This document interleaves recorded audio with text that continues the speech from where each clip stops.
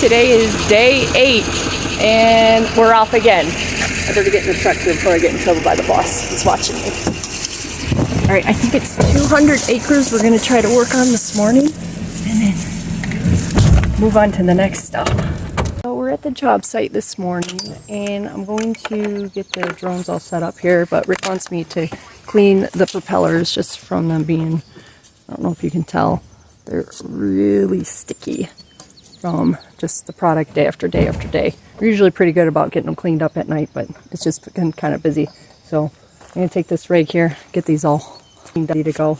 Last night he had to get all of these little rotary atomizers. Those all got cleaned up so that the spray will come out all nice and pretty.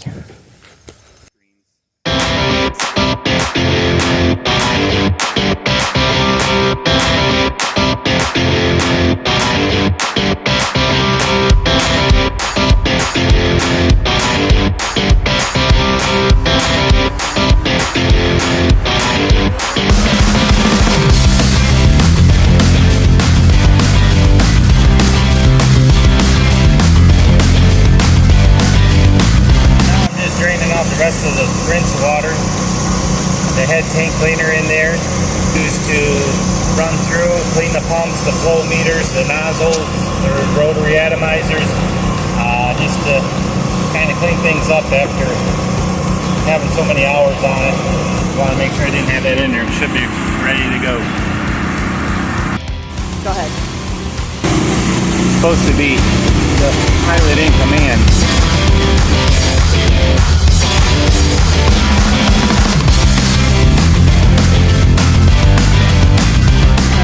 So that was 120 acres and they finished it up in a little less than 3 hours. I thought that was pretty good anyways.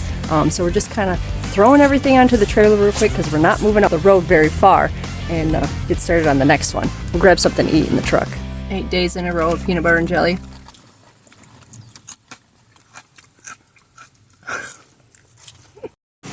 It's beautiful here. You bring it back at 59% battery? No. Oh. Usually, depending on the distance, we try to go between 35 to 45%. Okay. If we get back with a battery lower than 35%, it's harder on the batteries if you get them charged. They heat up and they take longer to charge.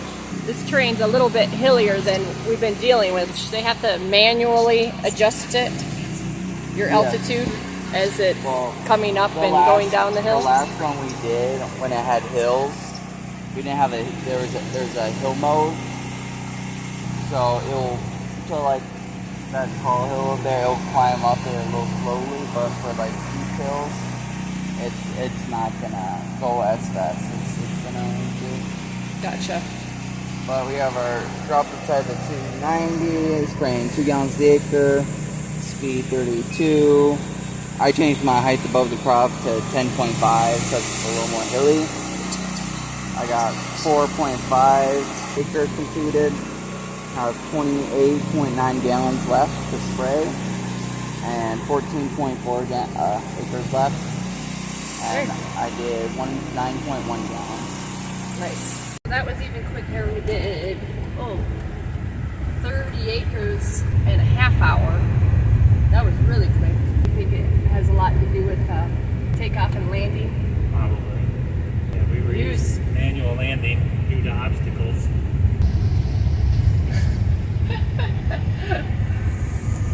Crop duster going by there. 2 acres. There he is. Super cool.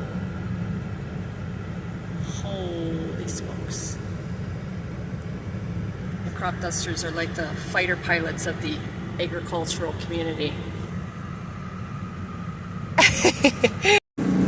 Okay guys, so we're back at the next big field that we're working on, and you know we always draw a crowd. We got some in side by side over here. There's some folks up on the trailer. There's a farmer who just left asking if we could do some acres for him.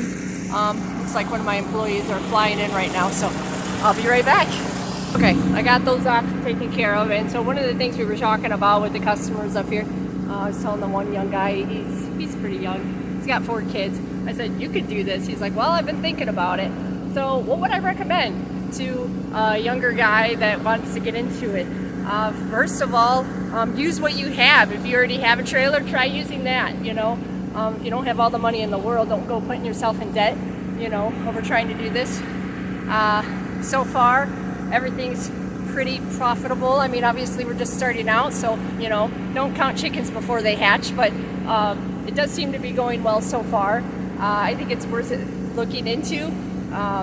You know, look into how many customers you can get ahead of time if you do get into it, and you know, check with the farmers. Are they willing to hire you? And I'm sure that they would be. So I say go for it. You know, give it a shot. If you guys are looking, we are on to day 9, and we're just killing it. Let me tell you, a little tired again, but we're up and ready to go. We were a little delayed this morning due to temperature inversion. That's when it's foggy out. And you don't want to spray while it's foggy, because that fog will take your product that you're spraying and put it wherever it wants. So, especially if you're spraying an herbicide, you don't want that killing the neighbor's field. And the customer who's paying for the fungicide wants it to land in their field. That's what they're paying for. So we had to wait for that to disappear. It's gone now. We're going to get to work.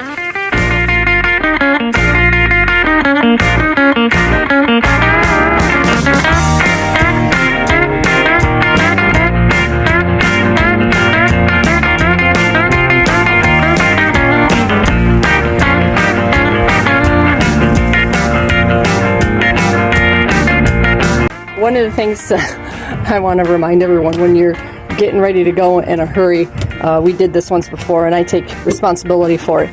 The top to the chemical tank was not on all the way. The tank was empty, but the lid just wasn't on, and it blew off while we were traveling and lost it. So, and getting it shipped to you was more expensive than the lid itself costs. So just always add that to your list of things to make sure it's on nice and tight and before you take off and go. Our new location, and the last one we did a pretty good job landing the drone up top there, but now we're in these trees, so we decided we're just going to use the second drone, put it out in this field here, and then fly this field here just with the one. I think it's only like 20 acres, so that'll be fine with just one drone. Be faster with 2, but 1's fine. We always get ourselves into some precarious places, so you just make it work whenever you can. Well, that's a really good feeling, isn't it? Kyle, is that a good feeling? Yeah, it is. Yeah. So what was that? Not an exact number, but 1,400 acres for just one customer. Just under 1,400. Just under 1,400. That was just for one customer.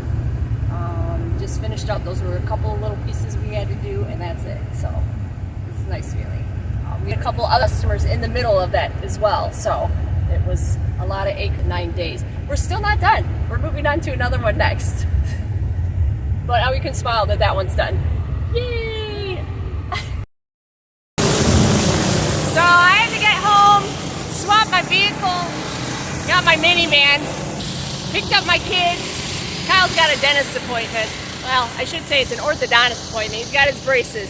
So I got to get up to that appointment, but this is really great. This next customer we have, his fields are right on the way to where I need to go, so which is perfect.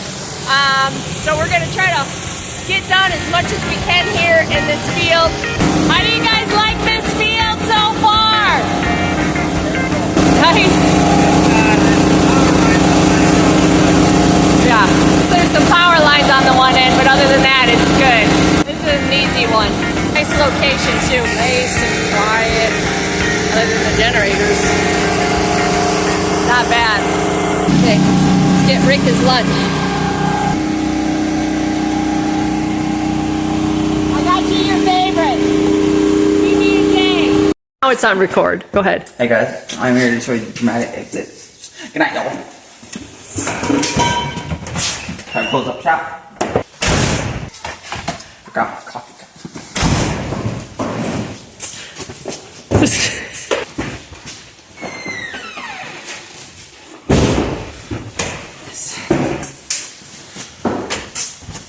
Oh, now we got hippies walking in here? Oh my gosh. Alright, well, you can stay in here. And here comes the other one. Okay. Alright. Good night, Kyle. Good night.